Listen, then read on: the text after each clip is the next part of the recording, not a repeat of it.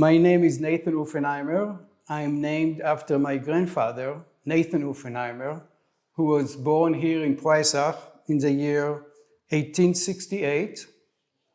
He was Jewish. I'm also Jewish. Was born in Israel. We are here in Germany in a little village called Breisach. It's on the southwest side of Germany, right by the border of over the Rhine with France. Beautiful, sunny day, but we are going to talk about difficult topics in the past.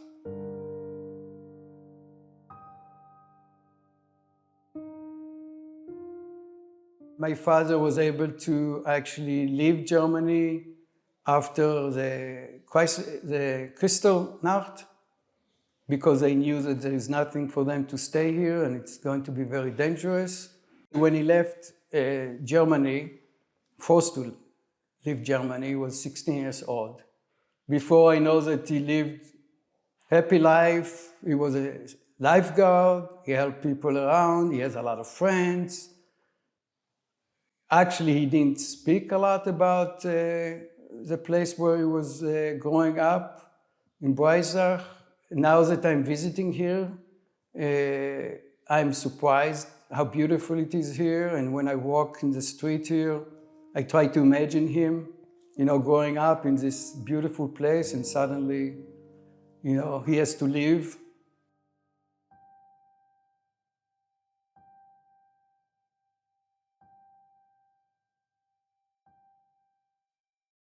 Actually, there are some pictures of him with some of his friends that were able to leave. So a few days before they left, there's a big pictures of maybe, other 10 friends that he had, that everybody had to split and go in different countries.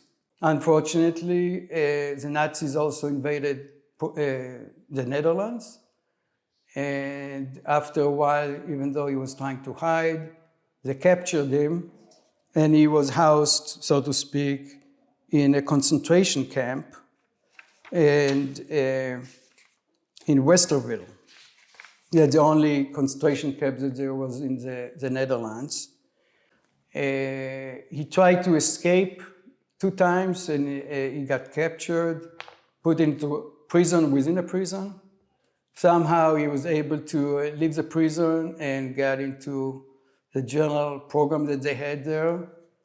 Every week they had a list of people that they transported with trains to the eastern part of Europe to exterminate them, so to speak.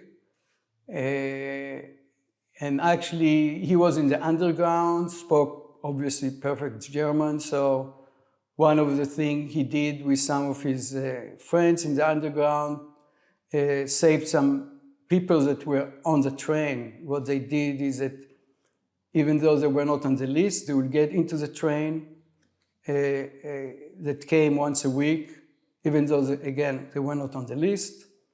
And when the train was ready to leave, he would have these fake badges of the Gestapos, the SS. He would give it to a few other people that looked healthy and the right age, and they also left the train the last minute. Unfortunately, after maybe 8 or 9 times, the German found out about it, and in that case, they start chasing him and other people.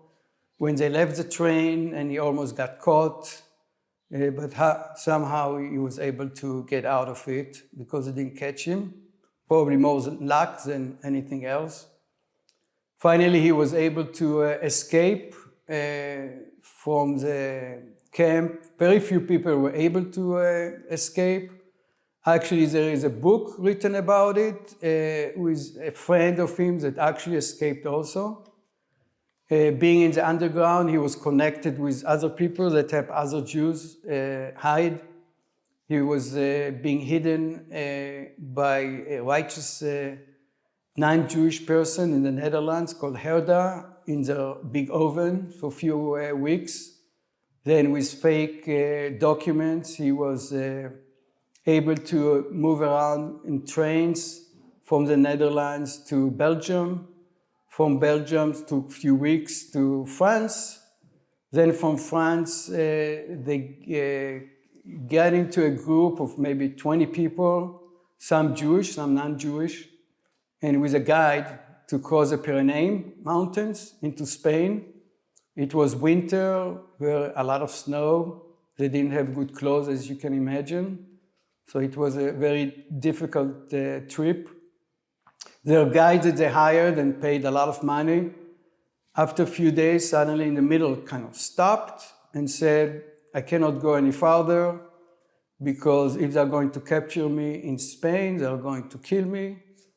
And they didn't know about it, so he just told them, here, go in this direction. And they didn't know what to do, they didn't have any experience, they didn't know the terrain. They actually, since he left them, they kind of lost their way a little bit or much. They didn't know where they are for probably 3 or 4 days. At night, because it was so cold, they dug holes and everybody was inside the hole. Everybody was very shivering, not sleeping much, as you can imagine. Some of the people froze their toes, and I think at least 2 people had to cut their toes, because otherwise it will get infected and propagate to the rest of their leg.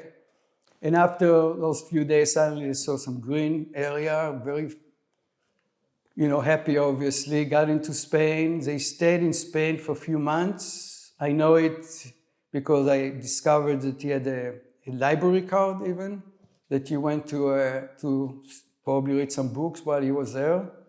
And then with a boat, he arrived to Israel. In Israel, he got into the construction business. He built, as you probably know, Israel wasn't in existence, so everything needed to be built from ground up. He built a lot of buildings and bridges and power plants in Israel. He also he got specialized in concrete, and he built large structures around the world. I myself, when I was 10, as a family, we went to Nepal, and he built their first university. He built a big dam and bridge in Uganda and Nigeria, and unfortunately died in his early 60s from cancer.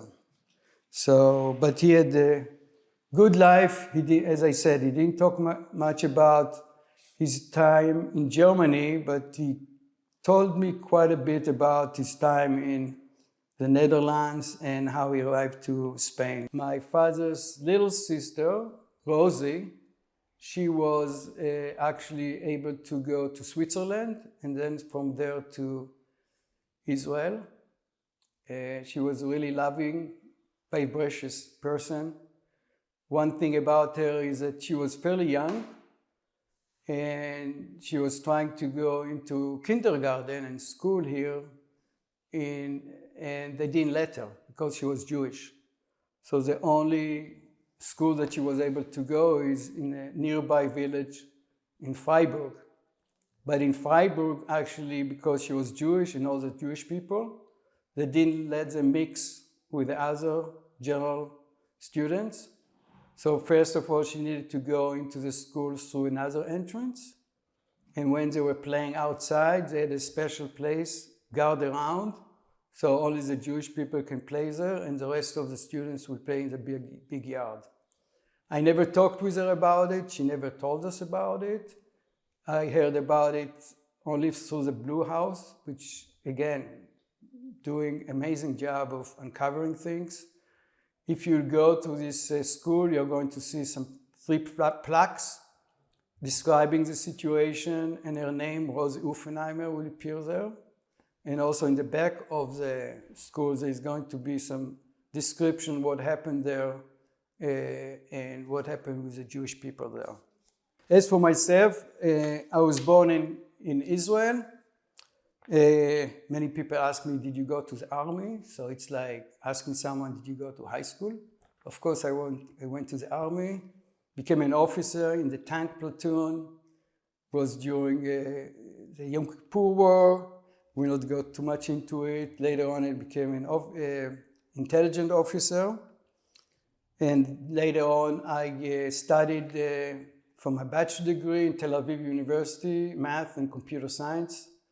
Afterward, without much planning, after going in Europe for about 3 months on Europass, decided to visit my uncle on the side of my mom, who came from Poland, and came to visit him. And before I know it, someone asked me to do some work there and registered for my master's degree, and then met my wife, and I have 3 kids, wonderful kids, and 2 grandkids. So I stayed there, lived in Chicago for 10 years, 10 cold years, and then moved to California in the mid-90s. When I moved to the United States, I went to school there, and across the street there was dental school. And I needed some work in my mouth, and there was quite a bit, so I went to the same dentist or student to take care of me. And he worked for like a few months and worked a lot, but I didn't pay him. I paid the school, and I knew his wife. So at the end, I kind of took them for dinner with my girlfriend then. And he told me he came from a little town in the Midwest of the United States. And he was fairly educated to get into dental school. It's hard, in the United States. Not too many people are getting in. And he told me the first time he saw me, it was the first Jew that he actually saw so close. And when I sat in his chair, dentist chair, he actually touched my head to see if I have horns. Because horns. Why? Because he was told that Jewish people have horns. So that's the information he got. He was very educated, very nice person. But if you're being told that something is, you don't know anything else. I don't fault him for that. And the story is why people think that Jewish people have horns. So in the Bible, it says that Moses came from the mountains, brought the 10 Commandments, and there was a ray of light on his head. But the ray of light in Hebrew, you can also translate it into horn, So Michelangelo made a very famous drawing of, Moses coming down the mountain, and he had horns. And from that, the story got propagated. And in certain part of the world, that's what people say and think, and that's what people think, So like Jewish people, it's funny, but it's, that's how misinformation propagates to very educated, knowledgeable people, So now they have like a museum in Los Angeles, near where I live, where they're trying to make it real to people. So when you get into the museum, it's called the Museum of Tolerance. They give you a piece of paper, a profile of a person that started and got into the war. And you go through all the different years and what happened and different things and what happened to this person. And only at the end, if this person survived or didn't survive. So it's make it a little more real for a specific person. So you can kind of relive it. So it's very interesting. Here in Germany, you use democracy to get Hitler, in power. And then he turns things around, right? So you think if you have democracy, you're safe, but it's not. Things in Israel, it's happening now, actually. They're trying to get the judges being chosen by some government so they can do whatever they want, so to speak, In the United States, you have, people like Trump, taking over. In Germany, you have also some nationalists. In every country, you can see those things. So to educate young people about it, I think it's very important. That's what encouraged me about this Blue House here, that it's really important to have this kind of programs. Yeah. The Blue House is an organization, I found phenomenal organization that try to establish some knowledge and programs around what happened in the area here during World War II, and to commemorate the Jewish people that either were saved, or were perished. My grandmother's name was Sita Uffenheimer. Unfortunately, she didn't survive the Second World War because she was Jewish. She was murdered, and in her young age of late 40s. We don't know much about how she died. And besides the fact that my sister is named after her, that's her picture, and that's the only picture that we have of her. Very sad. All we know about her is she stayed in the area where she grew up with, on what they used to call the Jewish street. And some of her relatives tried to get her out of Germany, but they were not successful. And then she needed to leave the area here, and she went to Munich. In Munich, she worked just to survive as a cleaning house person until the Nazis came around and caught her and transported her under horrible conditions to Riga, which is in the eastern part of Europe. And then all we know is that she was standing up in a lineup of people, and they shot her. We don't know exactly on what date, and she probably fell into the mass grave. One of the things that we are trying to do here in the Blue House is maybe find out more information about the circumstances of her death. I know whenever I was in Germany, even though usually it was very beautiful, parks and green, and people are happy and drinking beer, as you can imagine, I always felt a little off, and I've been in many countries. I know that I talk with some of my co-workers and about how they feel about it.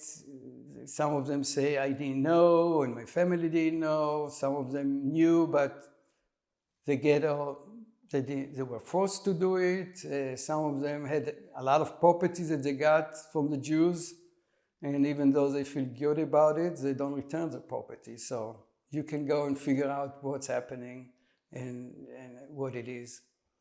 Also, when I was here for the week, we had a chance to give presentation to school children in middle school and high school. We were actually kind of surprised that when we asked them how many people knew about their parents or grandparents during the war, maybe a third raised their hands.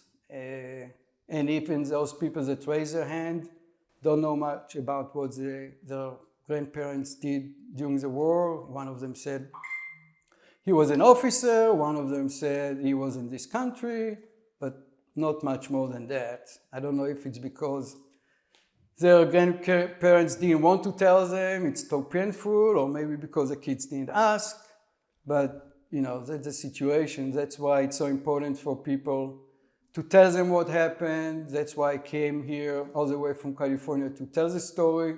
It's one thing to hear or read about it, or even come to the Blue House and see pictures or hear other people, but it's another thing to actually meet a Jewish person, which they don't have many here, and to hear firsthand, how we feel about it and open up the conversation. And that's also the importance of this Blue House here, how they can actually develop programs to expose what happened, research it. I can tell you that when I came to Breisach, I didn't know that there are so many Uffenheimers in this town.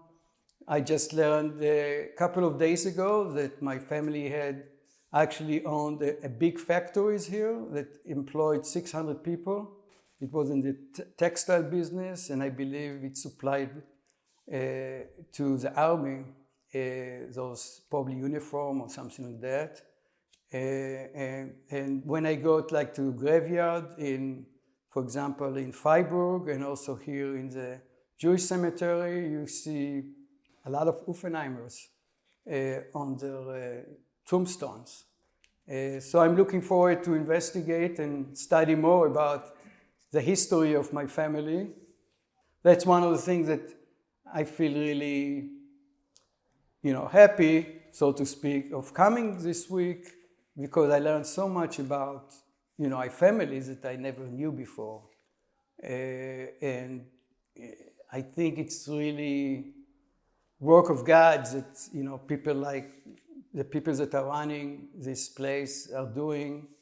And I had a talk today with some politicians, and I encourage them to open their wallet and continue to support this kind of wonderful project. So it will help educate, the new generation, fight misinformation, develop tolerance to others, because, it's not only for Jewish, in any minority it can happen, and it can happen again.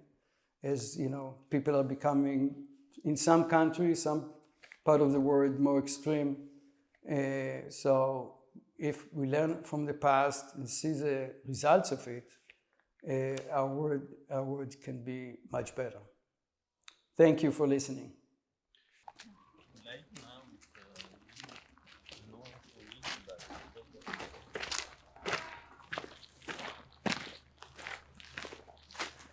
Open.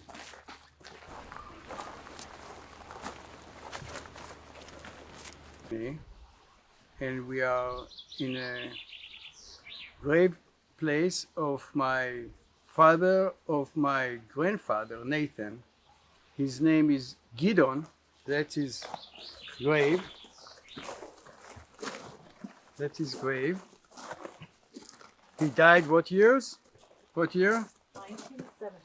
1907. 1907. His name is Gideon. And my daughter, middle daughter, Ayla, she's now pregnant with twins. And one of her twins, she's going to call him Gideon. So we are closing the loop here with this Gideon, the father of my grandfather, with the next generation. Thank you.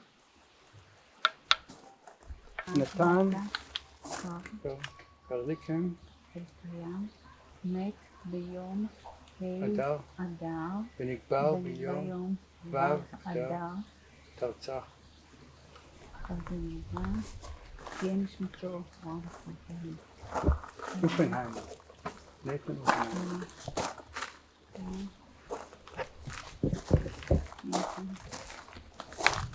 So traditionally you put a stone on the grave when you visit.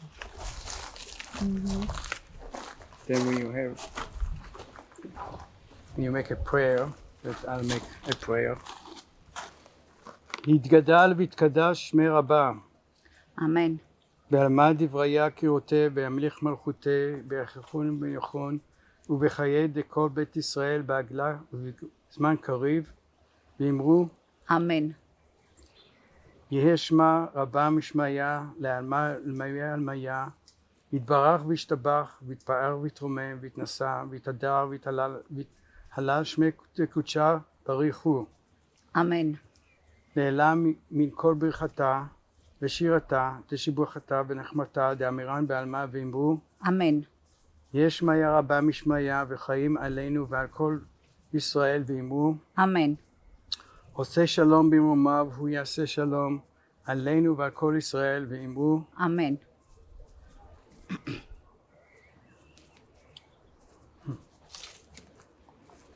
So he's the one I named after.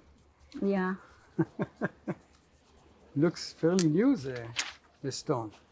I'm surprised. Huh? If I'm not mistaken, I think my uncle, Benno, came and he might have redid something. So maybe this is relatively new. Yeah. I mean, relatively. Probably 50 years ago, 40 years ago, but that's maybe The reason why it's, yeah. 1931 looks Yeah. like, right? Yeah. So. But can you translate for us what's standing there, or is it hard to translate? It does say name, maybe it's Ben El Kayam, and then it says a date that he was born and when he was buried. Oh, okay. And then here, this is Ponik Bar, here buried, Yeah. the name, the dates, and then תהיה נשמתו צרועה בכל החיים. That his spirit is going to be buried in the life, ongoing life. That's what it is. We actually, in the grave of my father, we also mentioned Sita on the grave, Yeah. that she was exterminated in the Shoah. Yeah. So at least she has something to go to, yeah.